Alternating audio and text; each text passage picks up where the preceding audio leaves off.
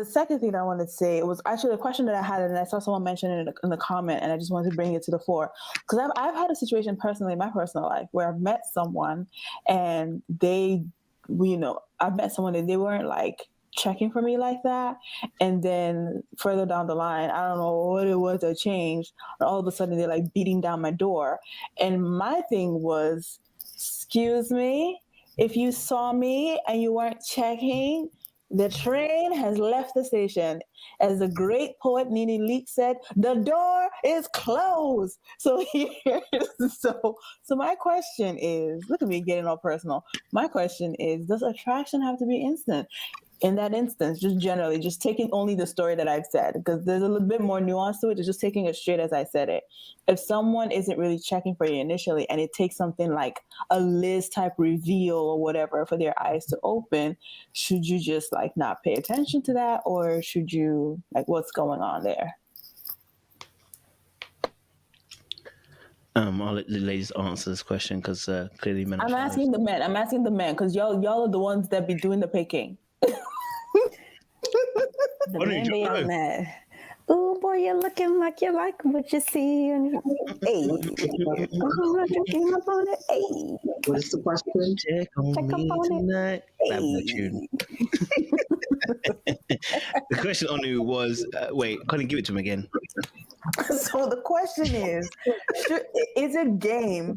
Is it game when a man initially meets you and is not checking for you like that, and then subsequently is like, whoa, you're like, whatever happens, either a Liz moment happens and they see you in an element that they hadn't seen you before, or whatever, right? But later down the line they realize, or they say they realize, that you are, it in that moment. Is that game, or is that just kind of like life? Right. So is it valid that attraction sometimes comes after the fact and it's not superficial? I think it depends on the type. It depends like the type of guy you're talking about. Like if you're dealing like typical alpha guys, again, they're going to be direct. They're not going to play a slow, long game. The people that try to play slow, long games are people that don't have confidence, or maybe low confidence, trying to build up that initial spark. Okay, there's something there. If your objective is, hey, I know what I want, I'm going to look for that. If I see it presented in front of myself, more likely not, you're going to be able to identify it and go with that.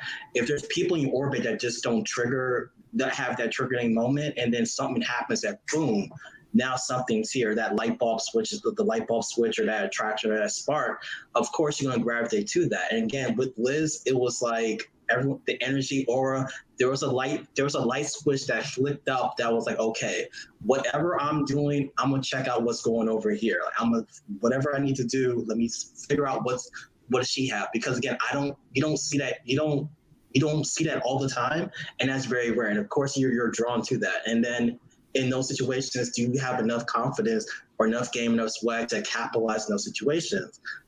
Not everyone does, but until you get as many shots up or get your confidence up to, okay, I'm okay with failing over and over time, because that one time you never know what's going to work out. And hopefully both parties align. What he said. No, I definitely hear what he's saying. Of course, I didn't get my question answered. There was no answer there. Oh, bro, they asked you. They said you went in circles. Intense type of guy, like a traditional alpha guy. I think it's not going to work for them. But for most people who are definitely shy or don't have lack of confidence, and we're putting that Jason in that category again. That slow progression to that initial conversation, that initial spark. Okay, that to me could be game. It could be natural occurrence. You can't expect Jason to, okay, walk up to Liz day one at the mixer and like, hey, I like you, let's go out and eat. I'm not going to see it there. But if she kind of plays that family role, plays her part, or has feminine energy about her, is able to gravitate or pull gentlemen who are interested into her, you can see the progression. You see that guy progress to her, and then initially that spark. Then again, it goes down to it becomes Jason's responsibility to capitalize situations. Again, you can initiate the jab step, but to execute the operational operation, again, that falls down to the guy.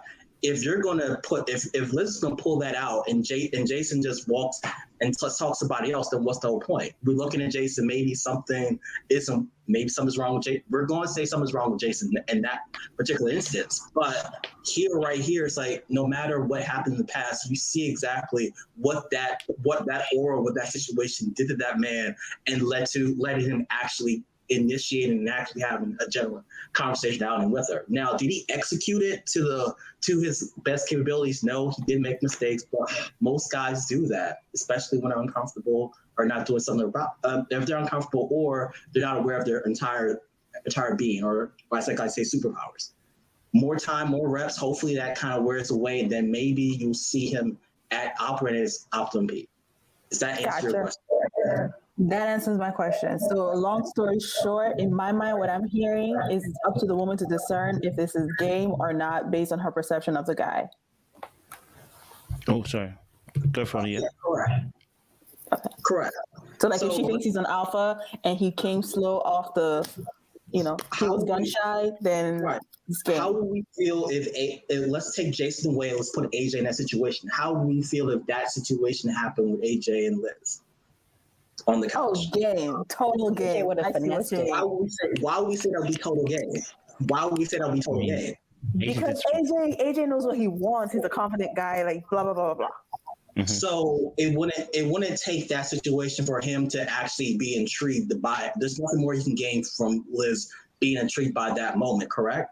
Whereas the other gentleman, someone like, that's why I was Jason, like, okay, like I see something that's definitely unusual, one of a lifetime, very rare. Let me see what happens in that situation.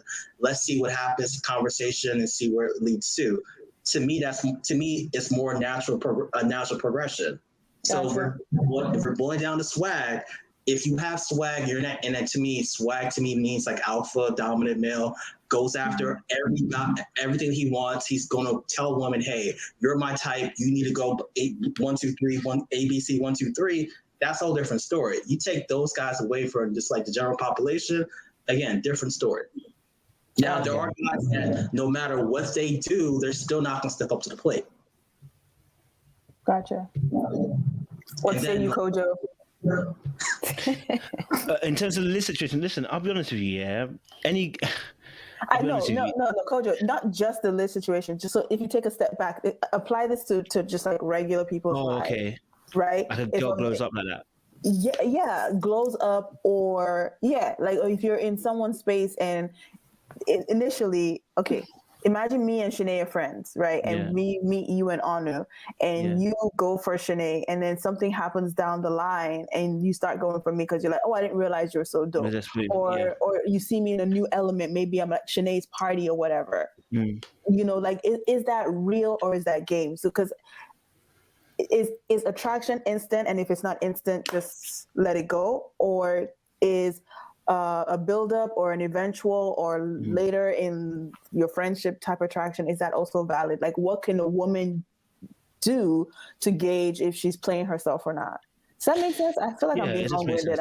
It just makes sense. I think men can do this. I think it's a bit more rarer though, because so we have to talk about pools. So the pools are the societies that you, or the environments that you dwell within, right? Because, like, for instance, when you're at work, you will look at someone and be like, if I was not at work, I wouldn't look at you 1 second. But because we're in work and I spend much time with you and the pool is different, you're like, maybe you start considering it, right? Because the pool is different. But if you were if you're just out and about, you wouldn't necessarily go after them. So I do think men do have, we can grow in our attraction towards someone depending on the environment. Like I said, when it's a stable environment, work is one of those stable environments. Church is one of those stable environments. I've had it's happened before. You are in the pulpit, you are sitting in the pew, and the moment you hit the pulpit to preach that day, suddenly someone sees you differently. So it does happen. Like, you can grow in that because the environment that you're in, people can grow on you.